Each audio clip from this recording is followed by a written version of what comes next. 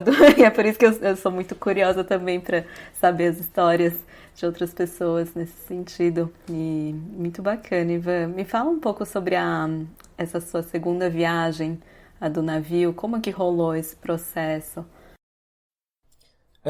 Bom, como eu falei, em 2019 eu tirei um ano meio sabático para testar algumas coisas novas na minha vida, né? Eu saí do terceiro setor ambiental para ir para o mundo das artes. Não sabia naquele momento o que significava de fato, mas eu viajei, fui ver amigos, enfim, eu tive um momento de esvaziamento, né? Que é importante também aprender isso com a cultura japonesa e também muito com seus podcasts, na verdade. E aí, nesse meio tempo, em agosto de 2019 ou setembro, não lembro, eu recebi um e-mail do consulado japonês sobre esse programa. Tinha um novo processo seletivo aberto. E eu já tinha participado em 2017, né? Cheguei quase lá, porque eu fui um dos 5 finalistas, mas não passei. Mas dessa vez foi. Foi um momento da minha vida que foi muito propício, porque eu estava muito leve, muito tranquilo para ir para essa experiência, né? Então eu ia voltar ao Japão num outro contexto, com outras culturas também envolvidas, num programa mais centrado, né? Não tinha a liberdade que eu tinha na minha viagem. E eu acabei passando, mas assim, foi muito orgânico, sabe? Quando é pra acontecer, eu senti. E até a entrevistadora, ela me falou depois, nossa, Ivan, como você mudou desde a primeira entrevista que a gente fez com você? Você tá muito mais solto, muito mais leve. E também é por isso, assim, acho que pesou no processo seletivo eu estar nesse estado de espírito, que era um estado de libertação e de encontro, né? E com certeza a minha primeira ida ao Japão ajudou a ir de novo, né, dessa vez pelo Swai. E aí eu, dia 8 de janeiro de 2020, né, logo antes da pandemia estourar, eu fui nessa viagem, nessa jornada que, assim, em si só tem muitos capítulos, mas ela, dessa vez, assim, um dos aportes que teve foi que eu voltei me sentindo muito mais brasileiro, né? Coisa louca, né? Fui pro Japão para me sentir ainda mais brasileiro. Porque a nossa delegação, maravilhosa, a delegação com qual eu fui, éramos 12 pessoas. Somos ainda, porque a delegação ainda é um grupo. Mas tinha gente de Manaus, de Fortaleza, do Maranhão, São Luís, né? Do Sul, do Centro-Oeste, assim. Então tinha uma diversidade regional absurda. E a gente foi como uma delegação. Então como é que é representar o Brasil em toda a sua diversidade no ambiente internacional? E aí tem toda essa lição de quando você está num ambiente muito diferente, com muitas diversidades, uma do lado da outra, jantando com alguém do Bahrein, com alguém da Nova Zelândia, com alguém do Sri Lanka, você acaba percebendo como a sua cultura tem um núcleo comum, né? E a gente foi muito unido para lá, a gente gerou uma rede de afeto e carinho muito forte. E isso transpareceu estando como delegação lá, né? E eu sou muito grato a essa experiência, a esse... É um investimento que o governo japonês faz, né? Em jovens lideranças, porque essa é a ideia, você ir para se desenvolver como ser humano e depois como profissional, né? Mas primeiro como ser humano. E estar num ambiente assim, multicultural é definidor. E foi nesse contexto que nasceu a Tori, né? Porque você começou as primeiras oficinas de escrita no navio, né? Conta um pouquinho. Perfeito. Como vocês podem supor, é uma experiência muito intensa, né? Você está no navio offline, o dia inteiro com pessoas, fazendo atividades, né? Então você está ali num furacão emocional, às vezes, porque é muito intenso. E aí, nesse meio tempo, eu fiquei me perguntando, eu preciso parar para escrever, eu preciso parar para absorver essa experiência, né? E me veio esse impulso, né? Foi, na verdade, mais uma intuição, que eu falei, a gente precisa escrever junto. Porque se eu escrever sozinho no meu canto, vai ser uma coisa, mas eu quero prover esse momento de escrita para todo mundo, né? E aí eu subi no palco, né, na assembleia matinal que tinha lá no navio, para os anúncios do dia, e eu falei, gente, oi, tudo bem? Eu sou o Ivan, e eu queria propor para vocês uma oficina de escrita multicultural, né? Naquele momento eu não, assim, não tinha noção do que ia ser. Eu achei que 5 ou 6 pessoas iam vir, e aí eu botei uma folhinha lá no painel de inscrições, e aí quando eu fui ver no final do dia tinha 44 pessoas inscritas pra oficina. Uma oficina, uma oficina que eu nunca tinha feito na minha vida, Pete. Então, assim, foi uma coisa... assim, minha cabeça explodiu. Eu fiquei, o que vai acontecer agora? Eu tô, assim, com medo e animado ao mesmo tempo, sabe? E aí até, assim, várias pessoas me ajudaram a me manter, assim, centrado, né? Não, vamos lá, vamos ver o que vai acontecer. E aí eu organizei a primeira oficina, fiz 2 exercícios que eu criei, assim, na hora, né? Um dia antes. E joguei, assim, pro mundo. De novo, joguei pro universo pra ver o que ia acontecer. Eu fui percebendo que as pessoas realmente estavam curtindo escrever, né? Eu estava andando entre elas enquanto elas escreviam, eu falei, nossa, que incrível, né? As pessoas estão se mergulhando, então tem um momento de paz que elas também precisavam. E aí eu percebi, mais do que os textos que elas tinham escrito, é que na hora delas trocarem sobre os textos, começou a gerar umas conexões muito loucas, muito intensas, assim.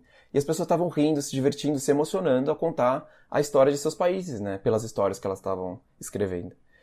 E aí, isso se repetiu mais 2 vezes, e eu saí do navio maravilhado. Eu falei, gente, é isso que eu quero fazer da minha vida.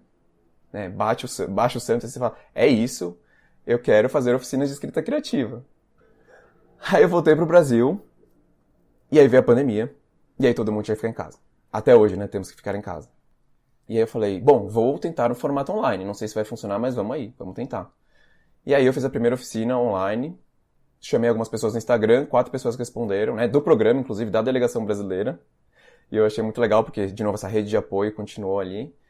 E aí eu percebi que funcionava muito bem, né, apesar de ser online, funcionava muito bem. E aí eu comecei a reproduzir com amigos, com família, com todo mundo que eu conhecia, chama amigo de amigo, amigo de amiga. E aí chegou um momento que eu falei, olha, isso tem um futuro. Eu tava adorando fazer, né? E eu sentia que tinha um futuro. E aí eu comecei a maturar essa ideia de criar uma marca, de criar uma coisa mais profissional.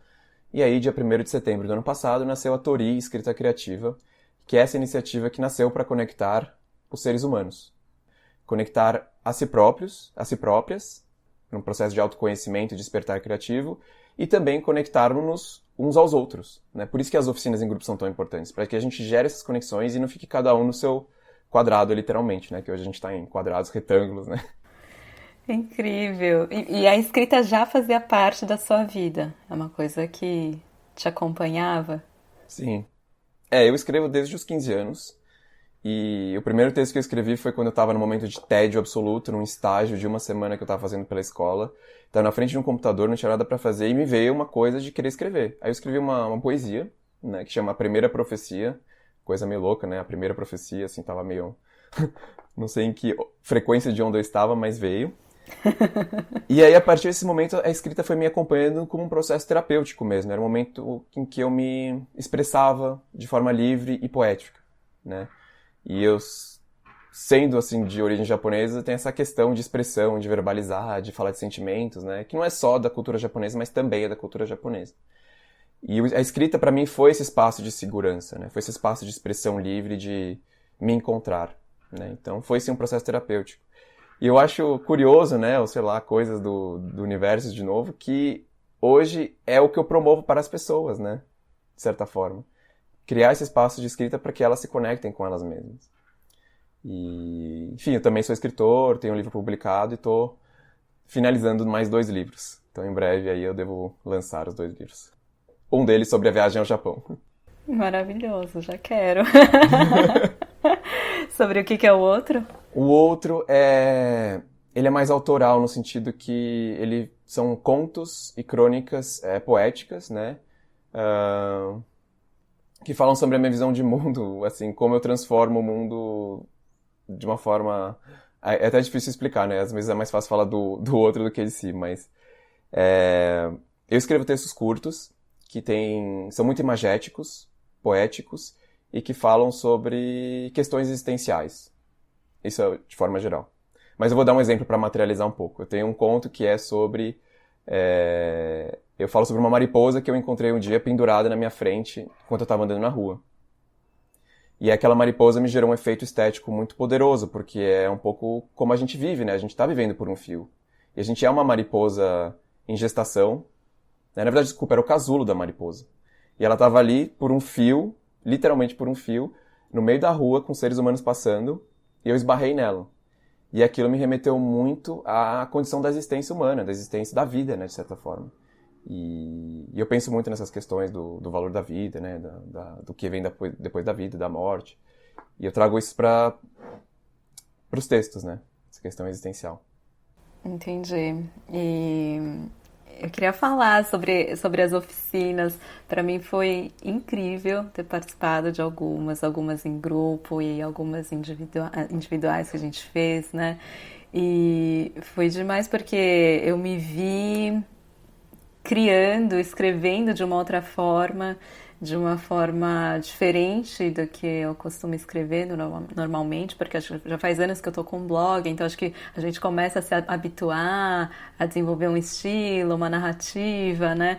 E quando você propõe oficina de escrita criativa, é isso mesmo, assim, é um caminho livre para você criar. Então, os exercícios eu achei super interessantes e às vezes engraçados até, né? De lidar com palavras aleatórias ou a princípio desconexas e tentar achar algum sentido para tudo aquilo. E é muito legal poder ver que não, nossa mente está ali, está funcionando e tem muita coisa para extravasar, né? Então é bom, é muito legal ver isso, que a escrita é um caminho de dar vazão, né, a esses pensamentos ou de fazer conexões e coisas que a gente nem imaginava conectar, mas tá ali, tá uma oportunidade, né, para fazer essa junção. E para mim foi muito bom. Quero participar demais e até falar aqui, né, para quem está ouvindo a gente vai ter oportunidade de fazer isso juntos. Estou super animada de anunciar, né, que a Tori e Momonoki estaremos juntos numa oficina, em 2 oficinas a princípio, né, para a gente criar a partir de conceitos e noções japonesas. E foi muito legal essa sua ideia. Conta um pouquinho como que vai ser. Então, à medida que eu fui desenvolvendo as oficinas, eu fui estabelecendo uma metodologia padrão, né? Uma forma de estar na oficina, das pessoas se portarem, dizer que a gente não está lá. Eu sempre falo, a gente não está lá para escrever um livro, um roteiro, um romance, a gente está lá para ser, né? E usar a escrita para a gente ser. E se divertir também, porque tem esse ambiente leve, divertido, risonho. E aí eu fui percebendo que a gente podia adaptar as oficinas, esse modelo padrão, com oficinas temáticas, né? E, bom, eu fiz dois cursos com a Momonoki ano passado, e me veio essa ideia, assim, surgiu enquanto eu estava escrevendo um e-mail de Feliz Ano Novo, né? E me veio essa ideia, por que não uma oficina temática com os temas abordados pela Momonoki, né? E eu tinha feito o curso sobre o Ma, conceito do Ma, e sobre o universo de Miyazaki, do Estúdio Ghibli, né? E aí me veio essa ideia da gente usar essa força que eu senti nos grupos, né, aquela paixão, aquele interesse, para que as pessoas possam, além de absorver conteúdo sobre o tema, também ser geradoras e co-criadoras de conteúdo. Que essa é uma das filosofias que eu tenho com a Tori, é de as pessoas serem atores, né, do processo. Não só receber, óbvio que você está sempre gerando ideias na sua cabeça, mas que as pessoas possam pegar a caneta e escrever e brincar com o universo de Miyazaki, brincar com o conceito de Ma e gerar poesia a partir disso, né? Então foi um pouco esse o raciocínio, né? Então cada vez mais eu estou tentando variar o portfólio das oficinas, assim, tentar adaptar conceitos a momentos diferentes, né? Hoje também ela tem um potencial muito grande para team building, para coesão de grupo. E eu estou até fazendo com empresas esses processos, né? Porque as pessoas estão em suas casas trabalhando e elas não têm mais aquela hora do café, ou aquele momento de happy hour. Então a minha função nesse cenário é conectar as pessoas e gerar um processo lúdico, né? Que as pessoas possam sair da rotina do trabalho, que às vezes é muito acelerada, e falar, não, vamos parar e vamos brincar. E pra mim, assim, eu falo brincar mesmo porque brincadeira é uma coisa séria pra mim, sabe? Brincar é um assunto sério. E se você pensar, criar tem a mesma raiz de criança, né? Sempre penso nisso, criança cria, a gente é um pouco despertar esse lado criança que todo mundo tem, só que precisa de um contexto para que ele ressurja, né? Então, um pouco essa ideia.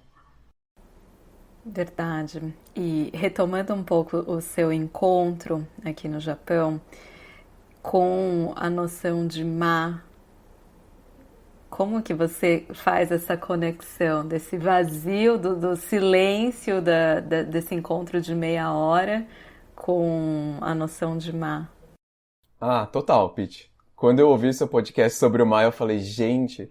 Eu até me emocionei, né? Porque você cita o Tori no seu podcast sobre o mar. Seu segundo podcast. Uhum. Então, quando eu paro pra pensar nesse momento com a Yoshiko, é puro mar. Que não é uma coisa, pra mim foi um sentimento no espaço-tempo. É um lugar e um tempo, né? Em que o vazio tomou conta, o vazio de palavras tomou conta, mas foi preenchido com uma plenitude emocional e simbólica, identitária. Sabe? Então, a palavra teve que sair de cena para que outra coisa entrasse. Né? Então, com certeza, acho que faz todo sentido eu falar que o meu momento com o Yoshiko foi um momento má. E eu só sei hoje isso graças ao seu conteúdo. Então, de novo, te agradecendo aí por todo o trabalho que você faz.